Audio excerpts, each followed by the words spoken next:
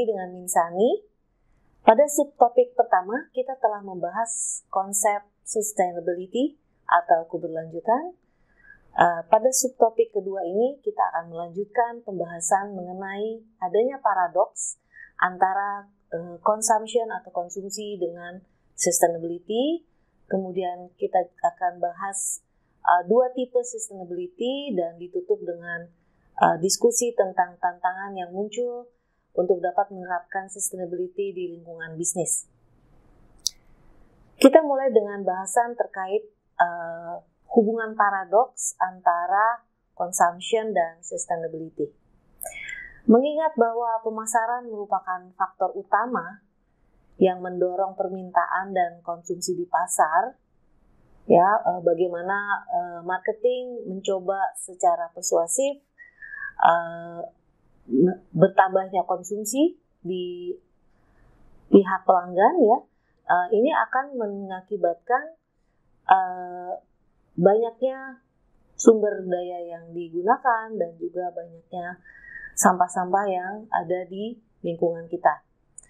Sementara keberlanjutan diklaim sebagai penyelamat untuk mengelola mekanisme melawan dan mengatasi dilema sosial ekologi dengan mendorong produksi dan konsumsi menjadi minimum. Jadi ada kontradiksi di sini antara aktivitas marketing yang justru ingin mendorong konsumsi dengan konsep sustainability yang ingin menekan produksi dan konsumsi secara minimum.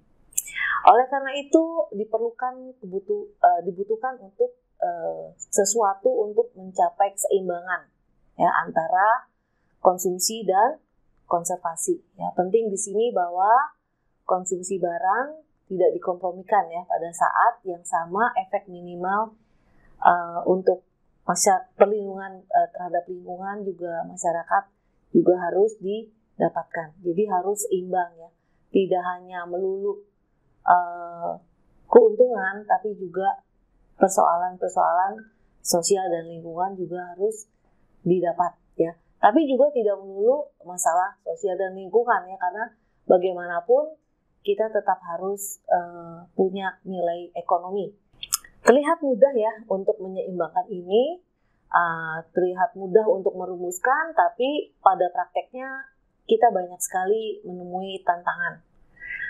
Masih banyak perusahaan mengutamakan kepuasan pelanggan dan keuntungan perusahaan, sehingga perlu bagi perusahaan untuk melihat kembali visi, misi, objektif perusahaan agar bisa sejalan dengan konsep sustainability ini.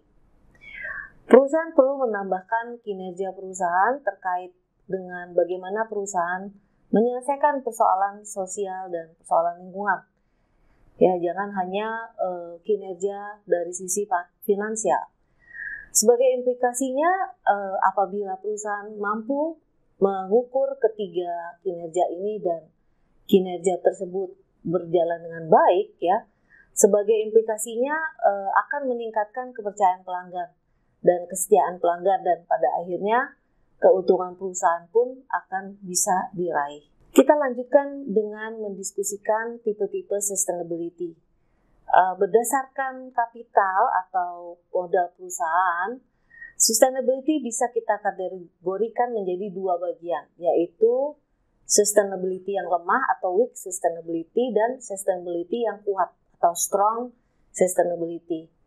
Pada tipe yang pertama, weak sustainability, ini bersandar pada unsur manusia atau human centered sehingga karena kacamatanya dari human modal yang berasal dari alam dan modal yang sifatnya manufactured seperti jalan, pabrik itu dilihat secara sama sehingga pada saat perhitungan total modal walaupun ada degradasi dari sumber alam itu tidak terlihat karena yang dilihat hanya total capital sehingga perusahaan yang walaupun secara modal yang alam ini sudah terdegradasi itu tidak akan terlihat karena yang dilihat adalah total capital. Makanya disebutkan tipe ini adalah tipe yang weak gitu ya, sustainability-nya. Sedangkan tipe yang kedua, yang strong sustainability, ya ini adalah tipe yang nature centered gitu ya, jadi berpusat pada alam. Kacamatanya itu kacamata natural resources gitu ya. Di sini modal alam adalah yang penting ya, karena perannya sangat diperlukan dalam produksi dan juga konsumsi. Nah, konsep ini didasarkan pada teori ekonomi yang menyatakan bahwa modal manufacture tidak dapat digandakan tanpa input modal alam, gitu ya. Oleh karena itu, proses pembangunan tidak hanya membutuhkan peningkatan modal, tetapi juga membutuhkan supaya tetap berada di batas ekologisnya.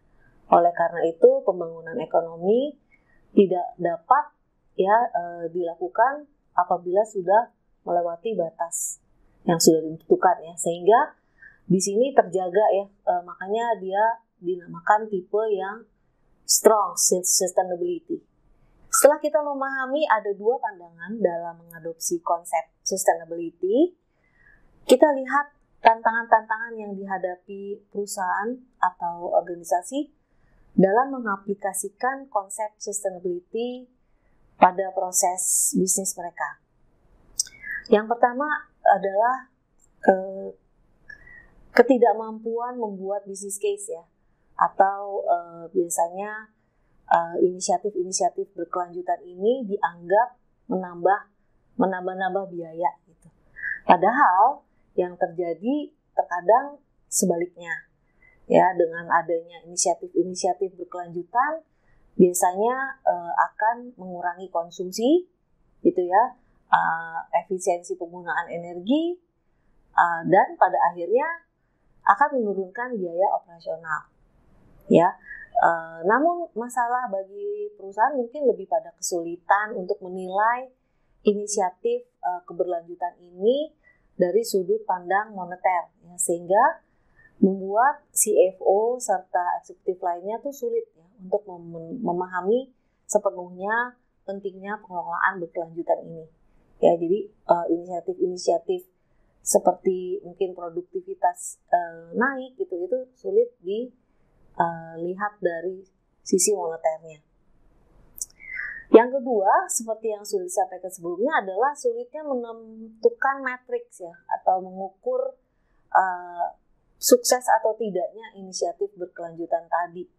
Ya, nah ini tantangan terbesar justru sebenarnya bukan menilai keberhasilan dari inisiatif tersebut ya, tetapi justru menilai seberapa besar resiko yang harus ditanggung perusahaan apabila perusahaan tidak menjalankan inisiatif berkelanjutan tersebut, gitu ya. Jadi penting bagi perusahaan nih untuk mulai mengukur aktivitas maupun inisiatif berkelanjutan untuk kepentingan perusahaan dalam jangka panjang ya, terutama ya.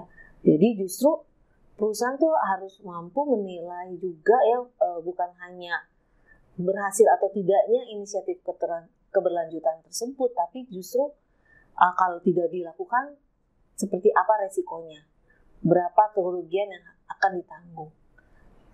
Tantangan yang lain yang kerap dihadapi juga oleh perusahaan ya, terkait juga tadi sudah saya sampaikan, banyak CFO atau eksekutif yang enggan gitu ya, karena mereka tidak melihat sisi moneternya di situ ya.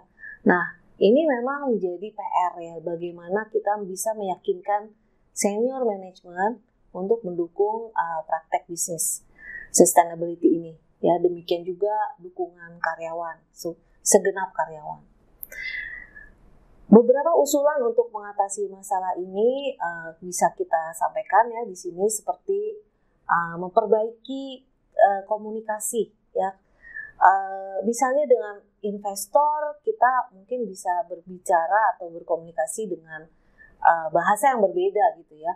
Tekankan bahwa reputasi, apabila kita melakukan inisiatif keberlanjutan, reputasi perusahaan akan menjadi lebih baik sehingga memberikan kepercayaan pelanggan dan pada akhirnya menaikkan keuntungan. Mungkin komunikasi dengan karyawan akan beda lagi ya, kita tunjukkan kepada karyawan bahwa perusahaan peduli dengan masalah lingkungan, masalah sosial, sehingga karyawan termotivasi dan menjadi lebih produktif. Melihat ini memang diperlukan adanya sosialisasi atau edukasi untuk seluruh lapisan organisasi tentang pentingnya sustainability business practice ini.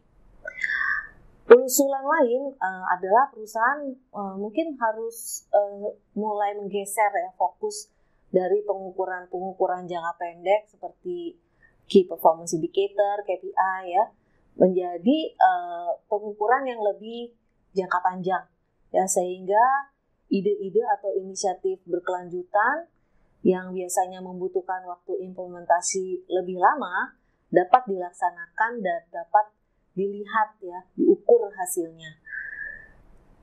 Selain itu, usulan lain adalah selalu kaitkan isu sustainability ini pada seluruh kegiatan perusahaan, sehingga tidak terasa bahwa ini adalah inisiatif khusus gitu ya tentang keberlanjutan. Sekian untuk subtopik 2. Selanjutnya silakan mengikuti subtopik ketiga, yaitu mulai masuk ke sustainability marketing. Kita akan bahas bagaimana kita memframing sustainability di area marketing. Sampai jumpa.